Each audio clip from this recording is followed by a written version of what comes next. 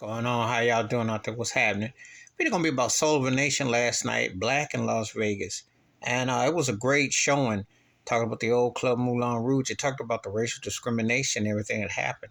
I'm glad they made emphasis about Sammy Davis Jr. and a lot of people that were there because they were subjective to blatant racism all the way up to the mid '60s and until the early '70s, as far as jobs, slot machines, dances, etc., to make the place thrive. Because it's known as a criminal base, mafia base, etc.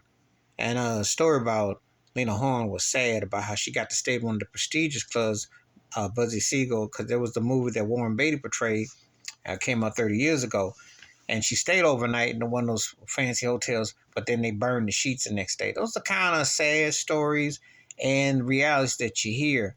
They talk about artists who've had residencies there and something like that. See, when you hear these stories in America, you think you're in a foreign country or a third world country because you almost forget black people born and bred here. And you forget about the white mental illness that has allowed Jim Crowism to be considered normalized. It's the sad, sorry state of affairs that this country has never identified and why they will never have justice or peace because they don't want to acknowledge their not so distant past of being racist, evil, and just greedy.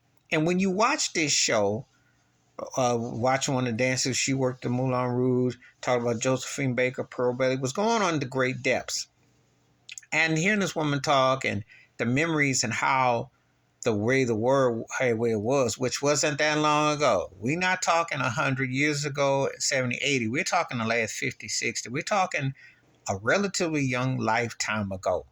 And people fail to realize that not only the age of said people, but they had children or cousins or nieces or nephews or godchildren who were teenagers or young who saw this growing up. So that jars your mind.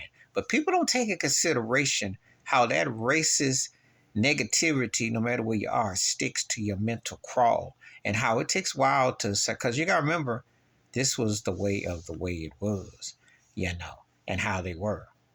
So Sammy Davis Jr. being told he couldn't eat in the room, he performed in the room, he had to eat in the kitchen. Frank Sinatra was again opposed to that. How Nat King Cole, Sammy Davis Jr. and others teamed up together, and then Red Fox and then other entertainers, Richard Pryor, someone, Dick Gregory, opened up doors because those doors were closed, showing George Wallace and Linnell and other entertainers. It wasn't that long ago. Vegas, you think Vegas was like, you're talking about the Roman Empire or something. We're talking the last 60 years. It's not exactly the most progressive place.